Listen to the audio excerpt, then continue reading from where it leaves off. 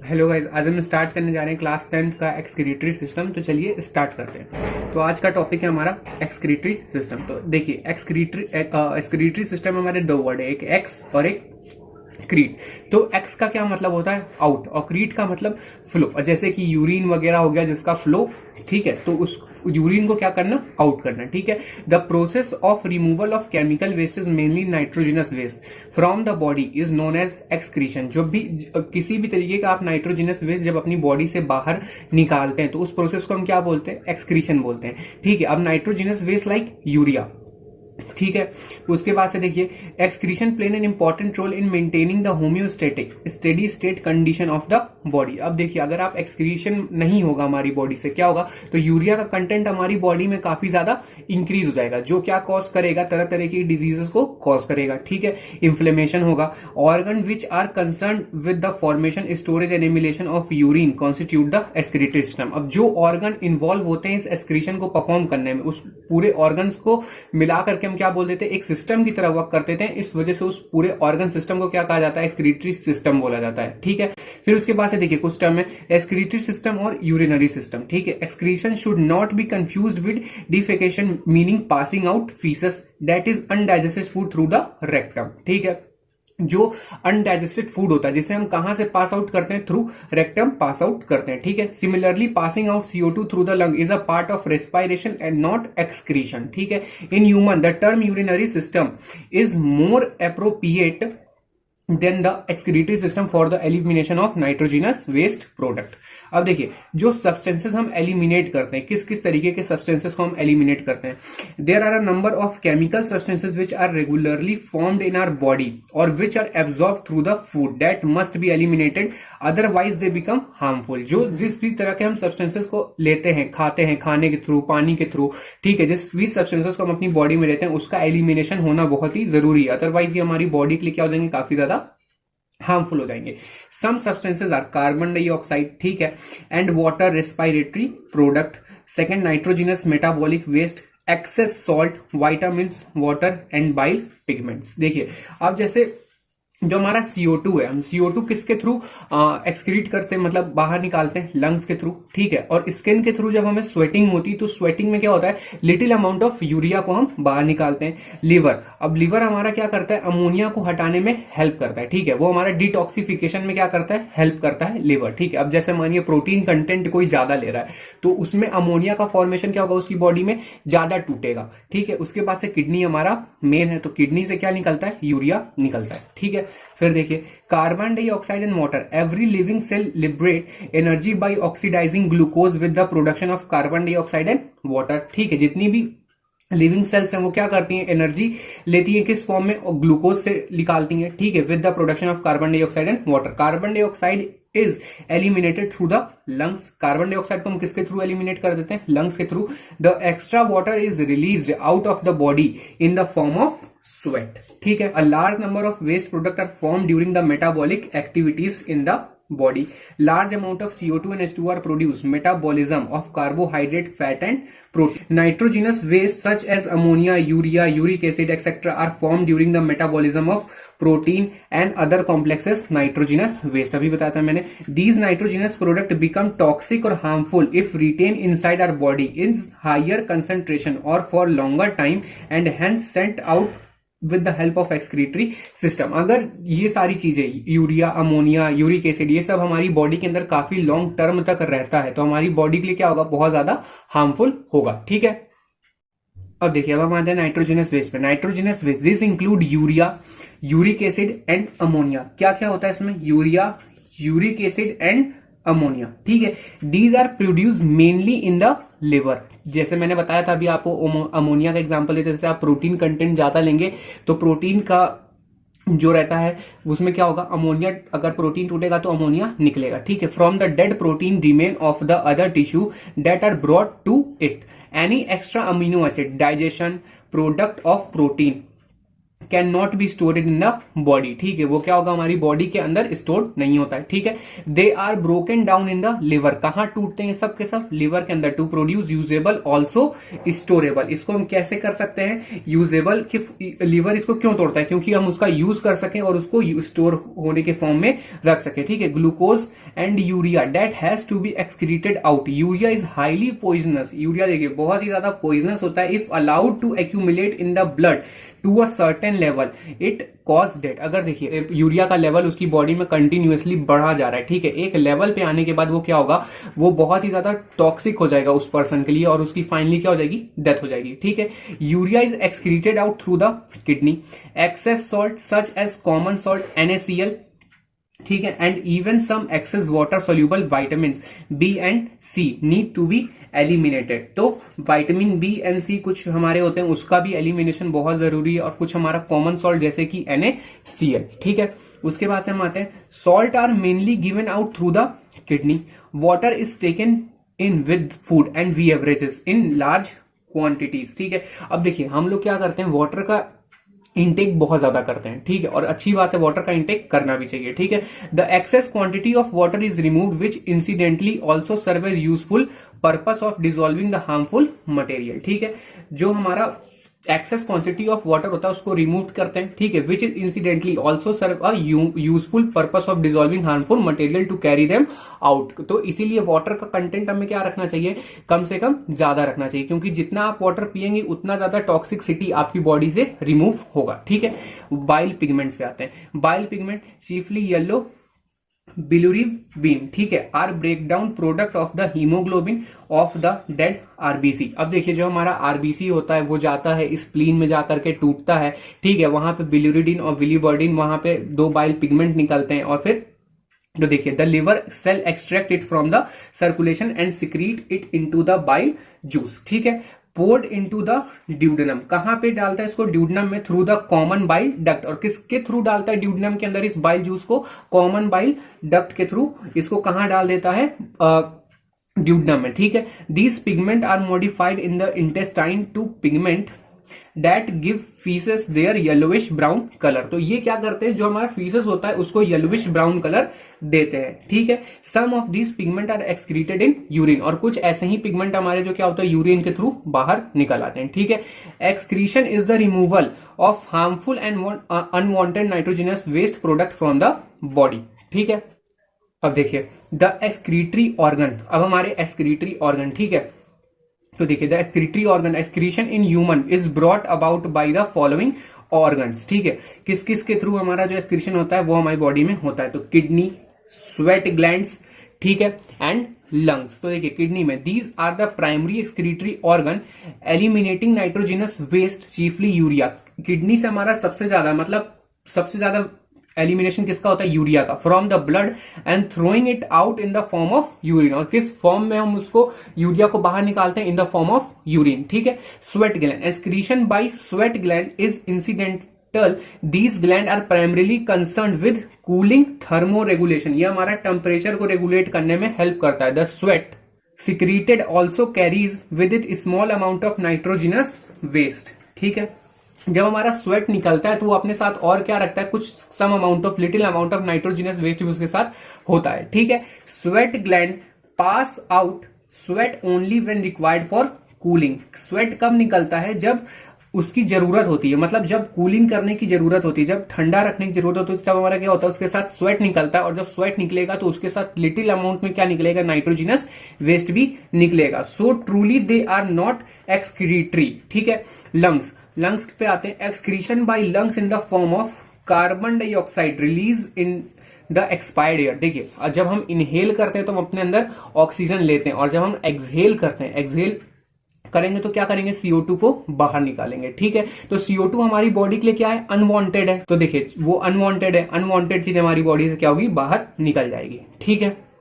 तो देखिए जैसे हमारा किडनी है, ठीक है, इसमें क्या है, हमारी ये रेनल आर्टरी आ रही है और रेनल वेन और रेनल आर्टरी से निकल रही। कहाँ से, ये इसका नॉच होता है, इसका जो पॉइंट होता है जहां से ये निकलता है उसको हम बोलते हैं हाइलम, ठीक है। तो वहां से ये निकल रहा है, इसको हम रीनल आर्टरी, रीनल वेन, और फिर यहीं से हमारा क्या निकलता है, यूरेटर निकलता है। तो यूरेटर क्या करेगा, और ये देखिए कहाँ जुड़ रहा है यूरेटर आकर के, यूरिनरी ब्लैडर में आकर के जुड़ रहा है, ठीक है। तो देखिए यूरेटर क्या करता है, यूरिन को ले आता है कहाँ पे, यूरिनरी ब्लैडर में, ठीक है। और फिर यूरिनरी ब्लैडर से हमारा जो यूरिन होता है वो कहाँ चला जाता है, यूरेथ्रा के थ्रू पास आउट हो जाता है, ठीक है। तो देखिए अब हम आते हैं किडनी पे। The kidney are two bean shaped organ about 10 centimetre long and 6 centimetre wide. तो देखिए जो हमारी किडनी होती है कितने सेंटीमीटर लॉन्ग होती है, 10 सेंटीमीटर लंबी होती है और 6 सेंटीमीटर चौड़ी होती है, मतलब वाइड होती है। Located on either side of the backbone, मतलब बैकबोन का मतलब हमारी डोर्सल साइड पे क्या होती है, किडनी प्रेजेंट रहती है, ठीक है। And protected by the last 2 ribs, और किसके, जो हमारी लास्ट 2 रिब केजेस होती हैं, ठीक है, उस वो क्या करती हैं, इस किडनी को प्रोटेक्शन देती हैं, ठीक है। The right side kidney is a slightly lower level than the left one. देखिए जो हमारी राइट साइड वाली किडनी होगी उस थोड़ी सी नीचे होगी और लेफ्ट वाली किडनी क्या होगी, थोड़ी सी ऊपर होगी, ठीक है। उसके बाद से देखिए a tube the ureter arises from the notch. अब देखिए ये वाला जो है, ये वाला, ये हमारा क्या है, ये यूरेटर है, ठीक है। और ये यूरेटर कहां से निकल रहा है, ये जो पॉइंट होता है ना, इसका पॉइंट, इसको हमने क्या बोल दिया, किडनी का हाइलम बोल दिया, यहीं से हमारा यूरेटर निकलता है, ठीक है। Arises from the notch hilum in the median surface of each kidney and connect behind with the urinary bladder. अब ये क्या जाएगा, यहां से जाकर के पीछे साइड से ऐसे यूरिनरी ब्लैडर से जुड़ जाएगा, ठीक है। तो देखिए जैसे कि हमारा यहाँ पे एक डायग्राम दिया हुआ है, तो देखिए ये 2 किडनी है, ठीक है। अब देखिए यहां से हमारा क्या जाता है, एक पोस्टीरियर वेना कावा और अओर्टा जाता है। अब यहां से क्या होगा कि हमारा किडनी से एक रीनल आर्टरी और रीनल वेन निकलेगा, ठीक है। और फिर यहीं से हमारा क्या होगा, यूरेटर निकलेगा। यूरेटर निकलने के बाद से ये कहां जुड़ जाएगा, यूरिनरी ब्लैडर में जुड़ जाएगा, ठीक है। तो देखिए in the lower part of the abdomen the front end of the ureter is somewhat expanded into the kidney is called the pelvis. अब देखिए जैसे कि हम बात करते हैं, अब देखिए जैसे कि हमारा एक किडनी है, ठीक है। अभी किडनी है तो ये जो कवरिंग है ना इसकी आउटर वाली, तो इसको हम बोल देते हैं रिनल कैप्सूल। अब देखिए किडनी के लिए हम क्या वर्ड यूज करते हैं, रिनल का यूज करते हैं, ठीक है। किसका यूज करते हैं, रिनल का। तो ये जो बाहर वाली जो ब्लैक लाइन से जो कवरिंग है इसको हमने बोल दिया रिनल कैप्सूल, और ये क्या है, प्रोटेक्टिव कवरिंग है, ठीक है। अब जो बाहर वाला रीजन होता है किडनी का उसको हम बोलते हैं कॉर्टेक्स। बाहर वाले रीजन को हम क्या बोल देते हैं, कॉर्टेक्स। और इनर वाले रीजन को, जो ब्लू वाली लाइन है, इनर वाले रीजन को हम क्या बोलते हैं, मेडुला। क्या बोलते हैं, मेडुला बोलते हैं, ठीक है। अब देखिए अभी जो आपको जो चौड़ा वाला पार्ट दिखाई दे रहा है, यहां से जो यहाँ पे आया, ये यूरेटर नीचे की तरफ जा रहा है, और ये जो चौड़ा वाला पार्ट है इसको हमने क्या बोल दिया, पेल्विस, या फिर इसको हम क्या बोलते हैं, रिनल पेल्विस, ठीक है। अब यही ये जो नॉच है जहां से हमारा यूरेटर अराइज हो रहा है, इसी नॉच को हम क्या बोल देते हैं, हाइलम बोल देते हैं। और इसी हाइलम पे हमारा क्या, यूरेटर निकलता है, यहां से रेनल आर्टरी जाती है, रेनल वेन जाता है, ठीक है। अब देखिए जो हमारी रेनल आर्टरी होती है वो इम्प्योर ब्लड को लेती है, और जो रेनल वेन होता है वो प्योर ब्लड को लेता है, ठीक है। फिर उसके बाद से देखिए ये जो ग्रीन कलर का है इसको हम बोलते हैं मेडुलरी प्राइमेट्स, ठीक है। क्या बोलते हैं, मेडुलरी प्राइमेट्स बोलते हैं। और देखिए कॉर्टेक्स रीजन में थोड़े से इरेगुलर स्ट्रक्चर प्रेजेंट होते हैं, डॉटेड लाइक, ठीक है। इसको मैंने डॉट से शो कर दिया। कहां पे प्रेजेंट होते हैं ये डॉट स्ट्रक्चर, कॉर्टेक्स रीजन में प्रेजेंट होते हैं, ठीक है। तो अब देखिए the front end of the ureter is somewhat expanded into the kidney and it is called the pelvis basin and cup like structure, ठीक है। the urine produced in the kidney constantly flow through the ureter। जो हमारा जो urine होता है वो कहां से, किडनी से निकला और फिर यूरेटर में गया एक फ्लो के साथ, and collect in the urinary bladder. और कहां कनेक्ट हो जाता है, फाइनली यूरिनरी ब्लैडर के अंदर कलेक्ट हो जाता है, ठीक है। The urine is intermittently impeded from the urinary bladder to the outside of the body through the urethra. और फिर यूरिनरी ब्लैडर से कहां निकल जाएगा, यूरेथ्रा के थ्रू पास आउट हो जाएगा, ठीक है। The opening of the ureter into the bladder are somewhat projecting and act like valves. अब देखिए जो यहाँ पे हमारी जो ओपनिंग होगी, अब देखिए ये जो यूरेटर निकला रेड कलर से हमारा, ये कहाँ आ रहा है, यूरिनरी ब्लैडर में आकर के जुड़ रहा है, ठीक है। अब देखिए a sphincter circular muscle guard the opening of the bladder into the urethra and relaxed out at the time of the urination micturition under the impulse of the brain. ठीक है, अब जो हमारा एक स्फिंक्टर होता है वो यूरेथ्रा के पास भी प्रेजेंट होता है। जब अब देखिए हमारा जो ब्लैडर कॉन्ट्रैक्ट होता है तो यूरिन पास होता है। ठीक है, और जब रिलैक्स हो जाएगा तो उसी यूरिनेशन प्रोसेस हो रही होती है, हमारी मेचुरेशन भी कहते हैं उसको। अब देखिए हम थोड़ा सा आते हैं internal structure of the kidney पे। ठीक है, internal longitudinal section of the kidney shows two main region, एक आउटर डार्क कॉर्टेक्स रीजन, जो मैंने अभी आपको बताया, ये जो आउटर वाला रीजन है, ये जो आउटर वाला रीजन है इसको हम क्या बोल रहे हैं, कॉर्टेक्स रीजन। ठीक है, यहाँ पे देखिए डॉटेड स्ट्रक्चर प्रेजेंट है, इसको हमने क्या बोल दिया, कॉर्टेक्स रीजन। ठीक है, एंड इनर लाइटर मेडुला, और जो इनर वाला है यहाँ पे कोई भी डॉटेड रीजन नहीं प्रेजेंट है, इसको हम क्या बोल देते हैं, इनर वाले को मेडुला बोल देते हैं। The medulla is composed of finally striped substances arrange in several conical pyramids. ठीक है, अब देखिए यहाँ पे जो ये जो पिरामिड्स आपको देख रहे हैं, ये कोन लाइक स्ट्रक्चर ऐसे जो प्रेजेंट है, इसको हम क्या बोल रहे हैं, पिरामिड्स बोल रहे हैं। ठीक है, अब देखिए the apex of each pyramids papilla. ठीक है, देखिए यहाँ पे जो हमारे कॉनिकल पार्ट्स है ना, इसी को हमने क्या बोल दिया, पेपिला बोल दिया। ठीक है, project into the pelvis of the kidney, और ये फिर किधर, ये जो हमारा रीजन है इसको हमने क्या बोल दिया, पेल्विस बोल दिया। ठीक है, the kidney is composed of an enormous number of minute tubule called urinary ferrous tubule, क्या बोलते हैं हम उसको, यूरिनरी फेरस ट्यूब्यूल और नेफ्रॉन्स। ठीक है, जो देखिए नेफ्रॉन जो होती है हमारी किडनी की यूनिट होती है, हर ऑर्गन की अपनी एक यूनिट है। ठीक है, वैसे ही किडनी की क्या यूनिट है, हमारी नेफ्रॉन्स है। ठीक है, और each kidney hold 1 million of nephrons, हर दो किडनी होती है, एक किडनी में 1 मिलियन नेफ्रॉन्स और दूसरी वाली किडनी में 1 मिलियन नेफ्रॉन्स। ठीक है, देखिए, और रिनल ट्यूब्यूल और just kidney tubule, these are the structure as well as functional unit of the kidney. ठीक है, देखिए हम थोड़ा सा आते हैं नेफ्रॉन्स पे। इसमें देखिए जो हमारा सिर्फ येलो वाला पार्ट है ना, वो क्या है, सिर्फ नेफ्रॉन है। क्या है, नेफ्रॉन है, जो हमारा येलो वाला पार्ट है। देखिए यहाँ पे जो ये जो कप शेप्ड स्ट्रक्चर आपको दिखाई दे रहा है, ये हमारा क्या है, बोमेन्स कैप्सूल है। ठीक है, और इसके अंदर ये जो गुच्छा दिखाई दे रहा है आपको, इसको हम बोलते हैं ग्लोमेरुलस। क्या बोलते हैं, ग्लोमेरुलस बोलते हैं। ठीक है, और फिर यहां से हमारी क्या होती है, एक रिनल ट्यूब्यूल निकलती है। क्या निकलती है, रिनल ट्यूब्यूल निकलती है। अब देखिए यहाँ पे हमारा पहला कॉन्वुलेटेड ट्यूब्यूल है, यहाँ पे जो मुड़ा हुआ पार्ट है इसको हमने बोला फर्स्ट कॉन्वुलेटेड ट्यूब्यूल, या फिर हम इसको प्रोक्सिमल कॉन्वुलेटेड ट्यूब्यूल भी बोलते हैं। उसके बाद ये देखिए ये जो हमारा पीसीटी है, ये एक सीधी लाइन में नीचे की तरफ आता है। ठीक है, और ये क्या है, एक हेयर पिन लाइक स्ट्रक्चर बना ले रहा है। ठीक है, और यहाँ पे एक लूप है, तो इसको हमने बोल दिया लूप ऑफ हेनले। जब ये नीचे आता है तो उसको हम बोलते हैं डिसेंडिंग लूप, और जब यहां से घूम के ऊपर जाता है तो उसको हम बोलते हैं असेंडिंग लूप। क्या बोलते हैं, असेंडिंग लूप। और फिर असेंडिंग लूप के आगे फिर से ये थोड़ा सा मुड़ा है, कॉन्स्ट्रिक्ट हुआ है। ठीक है, इसको हम बोलते हैं सेकंड कॉन्वुलेटेड ट्यूब्यूल या फिर डिस्टल कॉन्वुलेटेड ट्यूब्यूल। और फिर ऐसे ही डिस्टल कॉन्वुलेटेड ट्यूब्यूल जाकर के कहां खुलता है, कलेक्टिंग डक्ट में। अब देखिए यहाँ पे जैसे कि नेफ्रॉन है, तो नेफ्रॉन में हमारा बोमेन्स कैप्सूल जो कि कप शेप्ड होता है, फिर उसके अंदर क्या होता है, ग्लोमेरुलस। ठीक है, और बोमेन्स कैप्सूल और ग्लोमेरुलस को टुगेदर जब हम क्या बोलते हैं, रिनल कैप्सूल बोलते हैं या फिर मेल्फिजियन कैप्सूल बोलते हैं। ठीक है, फिर हमारा जो रिनल ट्यूब्यूल है, रिनल ट्यूब्यूल में कौन से पार्ट होते हैं, एक हमारा सबसे पहले पीसीटी प्रोक्सिमल कॉन्वुलेटेड ट्यूब्यूल, फिर हमारा हेनलेस लूप। ठीक है, जो कि असेंडिंग लूप, उसमें डिसेंडिंग लूप आता है। फिर उसके बाद से हमारा क्या आता है लास्ट में, डीसीटी। और डीसीटी कहां पे जाकर के ओपन होता है, कलेक्टिंग डक्ट में। ठीक, चलिए देख लेते हैं एक बार। Bowman's capsule is a thin walled single thick epithelium cup something like a hollow ball pressed deep on one side. Its hollow internal space continue into the tubule.